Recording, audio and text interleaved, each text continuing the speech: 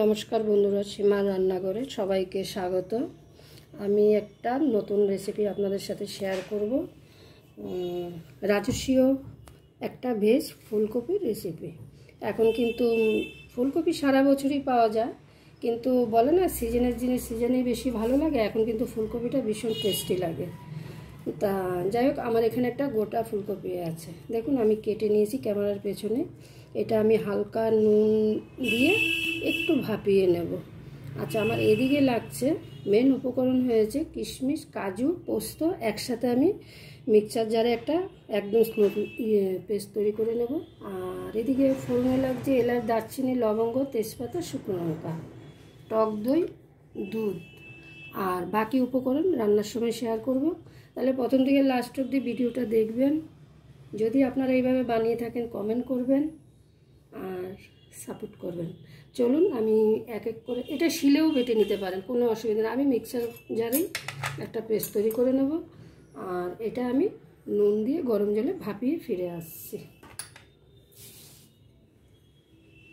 দেখুন এদিকে আমি জল বসিয়ে দিয়েছি, জলটা ফুটে গেছে। আমি সামান্য নুন দিয়ে দিচ্ছি।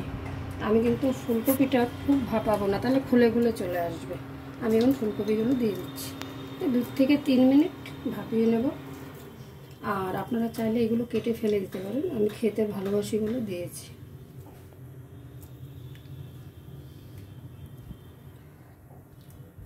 এখন আমি 3 মিনিট ঢেকে দেবো। ফুলকপিটা 3 মিনিট পর ফিরে আসলাম। আমার কিন্তু মিডিয়াম হয়ে গেছে ভাপানো। আমি এখন গ্যাস অফ করে দিচ্ছি। আমি এক এক করে তুলে নিচ্ছি জল থেকে। দেখুন আমি ওই কড়াটাই বসিয়ে দিয়েছি। আর রান্নাটা কিন্তু সাদা তেলে হবে।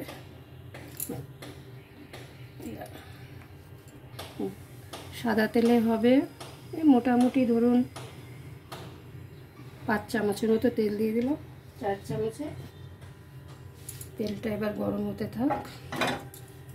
ফুলকপিগুলো ভেজে নেব। সামান্য হলুদ নুন দিয়ে ফুলকপিগুলো ভেজে নেব।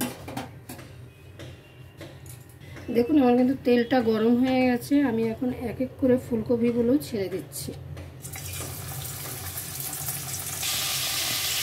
দেখুন সব ফুলকপিগুলো দিয়ে দিয়েছি। আমি সামান্য নুন দিচ্ছি, যেহেতু ভাপানোতে নুন দিয়েছি। বেশি নুন হলে কিন্তু একদমই খাওয়া যায় না। যেহেতু আমি একটু দুধ দই দিয়ে বানাবো, আর যেহেতু একটু সাদা সাদা রান্নাটা থাকবে, আমি সামান্য হলুদ দিয়ে দিচ্ছি। ফুলকপি কিন্তু খুব কড়া ভাজা যাবে না, হালকা একটু হালকা করে ভাজতে হবে। দেখুন ফুলকপি কিন্তু আমার ভাজা হয়েছে, হালকা কালারটা চেঞ্জ হয়েছে। আমি এখন নামিয়ে নিচ্ছি। আরেকটা কথা, আমি কিন্তু এখানে একটা ফুলকপি বানাচ্ছি। আপনারা যদি 2 পিস বানান ডবল মশলা হবে, কিন্তু সব কিছুই ডবল করে দিতে হবে। আর এটা কিন্তু সাদা ভাতের সাথে ভালো লাগে না। এটা ধরুন রুটি, পরোটা, লুচি, পোলাওর সাথেও কিন্তু খুব ভালো লাগে। আমার কিন্তু দেখুন সামান্য কালার চেঞ্জ হয়েছে। আচ্ছা, বেশ খানিকটা তেল রয়েছে। আমি কিন্তু আর তেল দেব না, আমি ওই তেলের করেই রান্নাটা করব। আরেক পিস থেকে গেছে। আচ্ছা দেখুন আমি এলাচ ফাটিয়ে রেখেছি, আমি ফোড়নে দিয়ে দিচ্ছি। তেজপাতা দিয়ে দিচ্ছি, শুকনো লঙ্কা দিয়ে দিচ্ছি। এগুলোতে একটা সুন্দর স্মেল বেরোবে, এরোমাটা কিন্তু দারুণ লাগে।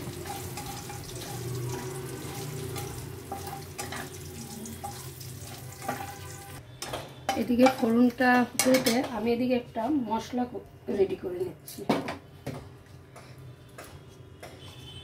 সামান্য হলুদ, যেহেতু আমি রান্নাটা সাদা রাখবো।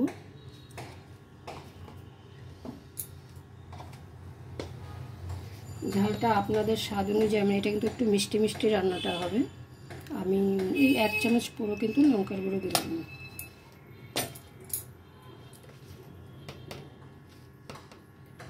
1 চামচ জিরের গুঁড়ো, সেম চামচে 1 চামচ ধনের গুঁড়ো।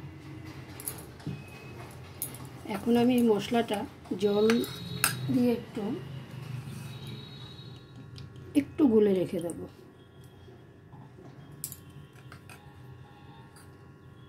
দেখুন একটা শিলে বাটা মশলার মতো হয়ে গেল পেস্টটা। এই হলো আমার শুকনো উপকরণ।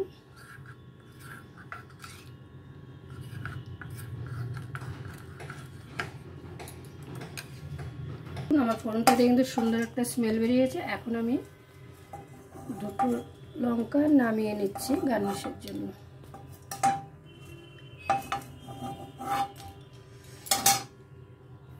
আমি গুলে রেখেছি মশলাটা দিয়ে দিচ্ছি। তেলটা কিন্তু আপনারা বুঝে কম বেশি দেবেন, যেরকম পরিমাণ সেরকমই তেল ইউজ করবেন। এখন আমি 1 চামচ আদা বাটা দিয়ে দেবো। দেখুন 1 চামচ আদা বাটা একটা ফুলকপির জন্য। আমি এখন একটু মশলাটা কষিয়ে নেব। বাটিটা একটু ধুয়ে জল দিয়ে দিচ্ছি। দেখুন এদিকে দেখুন এই 4 চামচে 2 চামচ টক দই। টক দই কিন্তু খুব বেশি দিতে হবে না, একটা ফুলকপি। আমি একটু ফেটিয়ে নিচ্ছি।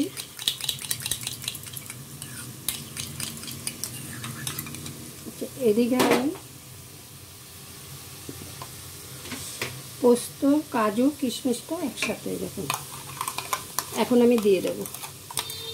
আগে দেখুন মশলাটা কিন্তু তেল ছেড়ে দিয়েছে। এখন আমি মশলাগুলো দিয়ে দিচ্ছি। মিক্সারের জারটা ধুয়ে জল দিয়ে দিচ্ছি। আমার রান্নাটা কিন্তু জল দিয়ে হবে না, আমি এখন মশলাটা কষাবো। রান্নাটা হবে দুধের উপরে, আর কোনো বেশি ঝোল গ্রেভি থাকবে না, একটু গায়ে মাখো মাখোই থাকবে। যতক্ষণ তেলটা না ছাড়বে আমি কিন্তু মশলাটা কষাবো। আর টক দইটা একটু পরে দেবো, এই 2 মিনিট পরে দেবো। দেখুন আমার কিন্তু মশলার থেকে তেলটা ছেড়ে গেছে। আমি চিনি দেবো, আপনারা কম বেশি দেবেন, কিন্তু রান্নাটা কিন্তু একটু মিষ্টি মিষ্টি হয়। আবারও বলছি আমি একটু বেশি চিনি দেব। আচ্ছা এখন আমি টক দইটা ফেটে রেখেছি, টক দইটা দিয়ে দিচ্ছি। টক দইটা লাস্টে দেওয়ার কারণে টক দইটা না ফেটে যেতে পারে মশলার সাথে। একটু গ্যাসটা কমিয়ে টক দইটা দিলাম। এখন একটু 2 মিনিটের মতো কষিয়ে নেব, তারপর আমি ফুলকপিগুলো দিয়ে দেব। আমার 2 মিনিট কষানো হয়ে গেছে। এখন আমি ফুলকপিগুলো দিয়ে দিচ্ছি। আপনারা চাইলে আলু দিতে পারেন সাথে, কিন্তু আমি আলু দিই না।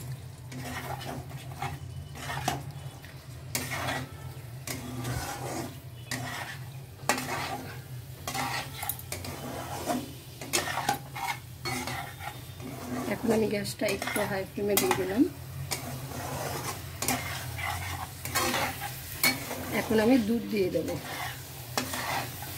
দুধ কিন্তু জাল দেওয়া দুধই দিচ্ছি। চাইলে আপনারা একটু কাশ্মীরি লঙ্কার গুঁড়ো দিতে পারেন, আমি দিলাম না, যদি কালারটা একটু ভালো। আমি একটু সাদা সাদাই বানাবো। এখন আমি দুধ দিয়ে দিচ্ছি, এই বাটির 1 বাটি দুধ।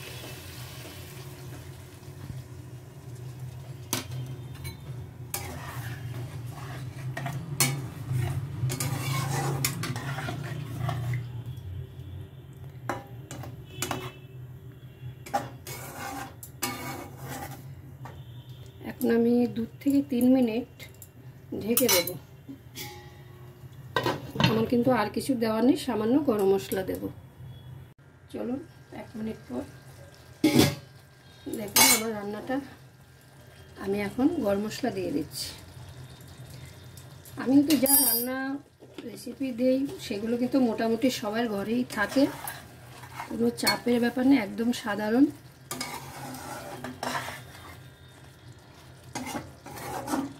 এটা যেহেতু কাজু কিশমিশ পোস্ত আছে, এটা যখন ঠান্ডা হয়ে যাবে একদমই কিন্তু জমে যাবে, মানে মশলাটা একদমই ঘন হয়ে যাবে গ্রেভিটা।